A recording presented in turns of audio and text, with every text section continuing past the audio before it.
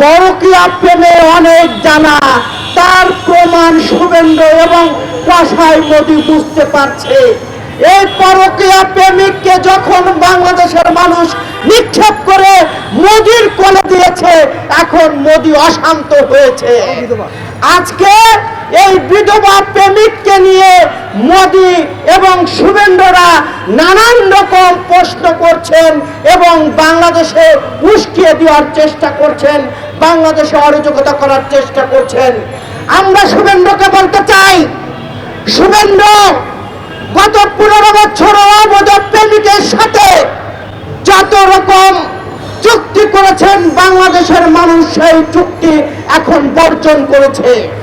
অন্তর্বর্তী সরকারে যারা আছেন তাদেরকে আমরা বলতে চাই, যারা অবৈধ প্রেম করে সেই অবৈধ প্রেমিকার সাথে যদি কোনো সন্তান জন্মগ্রহণ করে তাকে বলা হয় জারজ সন্তান। কাজেই গত 17 বছরে যে চুক্তি হয়েছে সেই চুক্তি বাংলাদেশের মানুষ মনে করে জারজ চুক্তি। এই চুক্তি বাংলাদেশের মানুষ মানে না।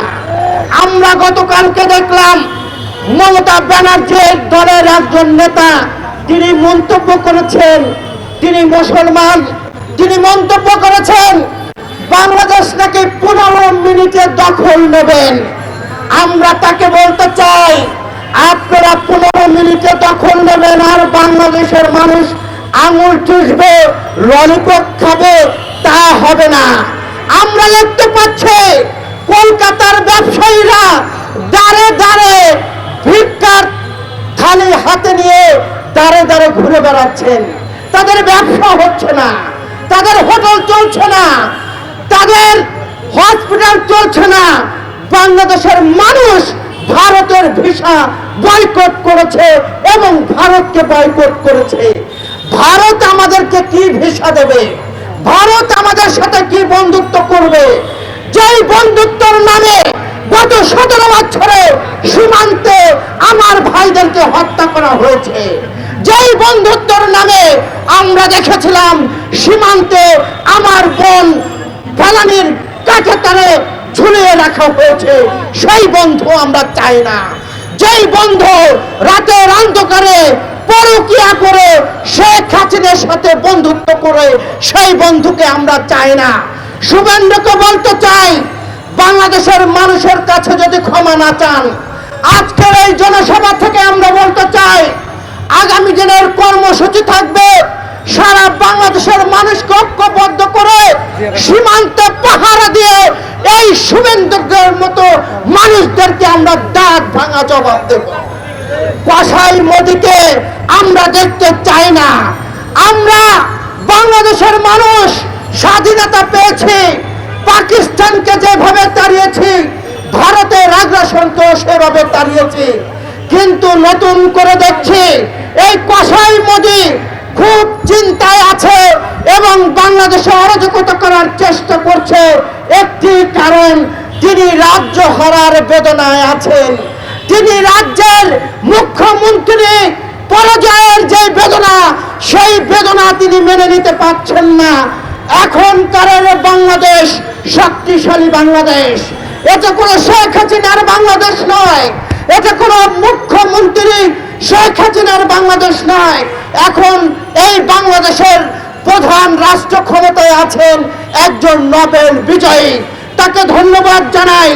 বাংলাদেশ নিয়ে তিনি যেই মন্তব্য এবং ভারতের সাথে যেই কথাবার্তা চালাচ্ছেন তাকে ধন্যবাদ জানাচ্ছি। অন্তর্বর্তী সরকারের পাশে আমরা আছি, অন্তর্বর্তী সরকারের ভয় পাওয়ার কিছু নেই। ভারতকে দেশের মানুষ বয়কট করেছে, আমরা এখন থেকে আর ভারতের কোনো পণ্য ব্যবহার করব না, এটাই হলো বাস্তবতা। এই ভারতীয় গণমাধ্যম আপনারা দেখেছেন বাংলাদেশ নিয়ে কি ধরনের অপপ্রচার করছে। আমরা সেই অপপ্রচারের বিরুদ্ধে লড়ব এবং রুখে দেব। বাংলাদেশের মানুষ সঠিক জায়গায় আছে, তারা এই জায়গা থেকে ঐক্যবদ্ধ হয়েছে।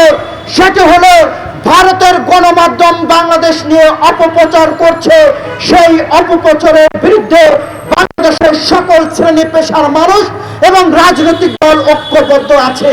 কাজেই শুভেন্দু আর কসাই মোদি যতই চিন্তা করেন না কেন কাজ হবে না।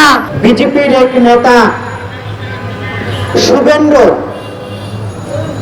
তিনিরা রাজ্য হারিয়ে, রাজ্য মুখ্যমন্ত্রী হারিয়ে তারা খুব দুঃখে এবং কষ্টে আছে, যার জন্য তারা বাংলাদেশ নিয়ে নানান রকম বিষাদার করছেন এবং বাংলাদেশের মানুষকে চোখ রাঙিয়ে কথা বলার চেষ্টা করছেন, ভয় ভীতি দেখানোর চেষ্টা করছেন। বিজেপি নেতা শুভেন্দু যেই বক্তব্য দিয়েছেন, যেই মন্তব্য করেছেন, সেই বক্তব্যের প্রতিবাদ এবং নিন্দা জানানোর ভাষা নেই।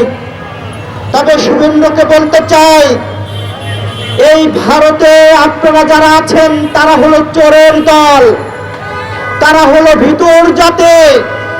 1971 সালে আমাদেরকে সহযোগিতা করেছেন, আমরা সেটা স্বীকার করি, কিন্তু সেই 1971 সালে যুদ্ধের পরে হাজার হাজার কোটি টাকার সম্পদ এই ভারত লুট করে বাংলাদেশ থেকে নিয়ে গিয়েছে, সেটা কিন্তু আমরা ভুলিনি। শুভেন্দু কথাবার্তা যা বলবেন মেপে ঝেপে বলা উচিত বলে আমরা মনে করি।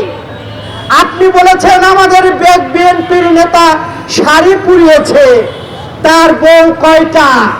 শুভেন্দু, আমরা জানি আপনারা যারা ভারতের রাষ্ট্র ক্ষমতায় আছেন তারা পরকীয়া করতে খুব পছন্দ করেন। তার প্রমাণ শেখ হাসিনার সাথে আপনারা পরকীয়া করেছেন। বাংলাদেশের জনগণের যখন আপনাদের বিরুদ্ধে কথা বলে তখন আপনারা বলেন যে বিয়ে কয়টা করেছে। শুভেন্দু, বাংলাদেশের মানুষ পরকীয়া করতে বিশ্বাসী না।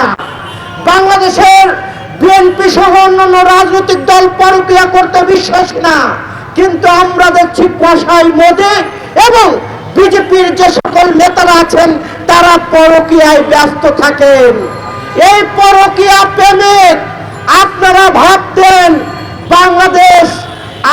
ভাবতেন যে বাংলাদেশের একজন মুখ্যমন্ত্রী শেখ হাসিনা, আপনারা ভাবতেন বাংলাদেশের আপনাদের একটি অঙ্গরাজ্য, কিন্তু বাংলাদেশের মানুষ কখনো ভাবেনি বাংলাদেশ অঙ্গরাজ্য।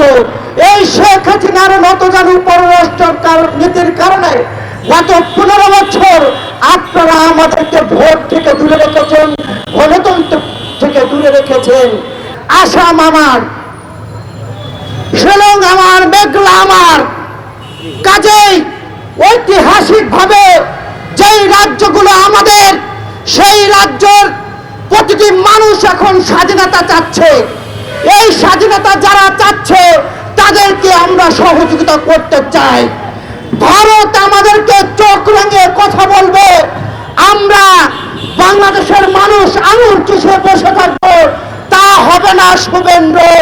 বাংলাদেশের মানুষ ভারতের বিরুদ্ধে যখন আন্দোলন গড়ে তুলবে তখন এই শুভেন্দুরা আর এমপি মন্ত্রী হতে পারবেন না। ভারতের পণ্য আমরা বেশি দামে দিয়ে কিনে, ভারত আমাদেরকে কোনো কিছু ভাও দেয় না, বরং ভারত আমাদের এই যে চট্টগ্রাম বন্দর থেকে শুরু করে এশিয়া রোড থেকে শুরু করে সব কিছু ব্যবহার করেন, তারা আমাদেরকে টাকা দেয় নাই।